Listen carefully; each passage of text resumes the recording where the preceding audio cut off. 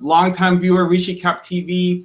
Do you guys have any wisdom principles about how to take the greatest risk and turn them into rewards? Yeah, maybe I'll go first, Devin. I think the greatest risk, and this is sometimes actually in life, I've been shocked when there's either personal tragedy. I talked about my dad's business before. This is when I was growing up as a kid.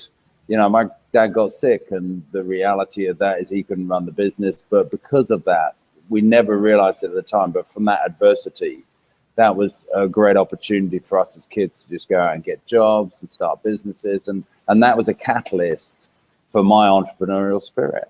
And I know guys who have been fired and girls who have been fired, and that's been the trigger point for them starting their own business, and they've never looked back. So I think, Rishi, in terms of the question, you've got to really look at the biggest risk is, ultimately if you get fired, isn't it? If you've got no job, no income, you've got a mortgage, you've got a family, that's when you're really exposed. But it's the spirit of positivity and optimism to know that you've got so much to give back, and you've got so much energy and passion to think of a gap in the market, think of a product or service that's going to be kind of a world beater, and just go out there and create it. Yeah, I love it. And I mean, I think it relates to the quotes that you started off as well, that the greatest risk is not betting on yourself. Like the greatest risk is, putting your future into somebody else's hands and thinking you're going to be at that same job for the next 40 years. It's not going to happen anymore. And so it's not risky as much anymore to bet on yourself. It's never been easier to start a company, and you don't have to go in full time at the start. Learn the market, do it part-time, get your side hustle on. You don't have to cash in your retirement savings and mortgage the house to the max, because that also shortens your runway, because then you only have like 2 months to make this work, and often it takes a lot longer. Where if you can still have whatever is making you money, and then on the side, start your business, get it growing, get some cash flow coming in. And then once you have it to the point where you can quit, you're not making tons of money, but you have enough to pay the internet and feed yourself and the family, then now, when you go full time on your business, you're able to spend a lot more time, obviously, and continue to grow. So I don't know that you have to go out and take massive risks, but the greatest risk of all is not doing anything. It's like, I have this idea, and then you never act on it because you think it's too scary. And then, you're 90 looking back in your life, and that's the greatest risk of all, because you regret that you didn't take any action. Yeah, Evan, I think what you say there is so true. So, if you're going to start a new biz, Rishi, then how do you do it in a way where you're not betting the whole of your life on it? And, we've just done some research with millennials to say there's very different kind of segments of millennials out there with different needs, and there's some very kind of different motivations around them. But one common theme is that most of them expect to be running and starting more than one business through their life. And actually in Nigeria, we did this over 16 countries in Nigeria. It's amazing.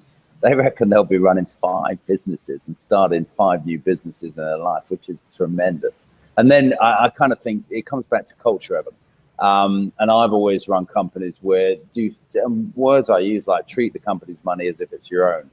And I love your concept of bootstrapping a business. I used to, when I've started businesses or funded businesses, I'd say it's really great to almost run it on fumes for a while, and then kind of build momentum, test drive stuff. When stuff works for customers, either the product or services, then you scale it up. But you shouldn't I hate this concept. I really honestly hate this concept where you go raise loads of money, have flash offices, go flying around the world in business class, and just waste money and lose the essence of why you started the business or connection with the customers. Whereas it's much better to have that culture where you're a street fighter. You're out there, you're grappling and scrapping, and you're really focused on delivering for your customers and really making a difference. But to Evan's point, you're not, every step of the journey, you're kind of just thinking about what's the next risk? What's the next risk? How do I reduce that risk? How do I reduce my exposure?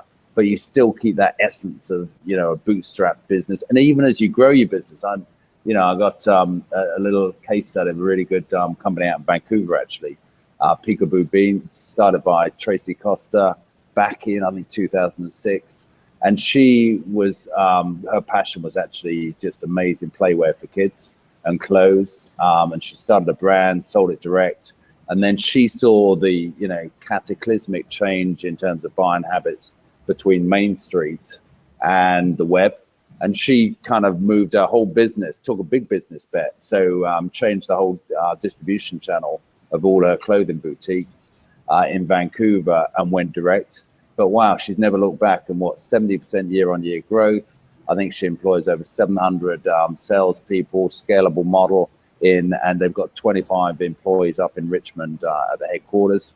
But more importantly, she's kept the ethos of treat the company's money as if it's your own. Remember those kind of really exciting days when we started the business.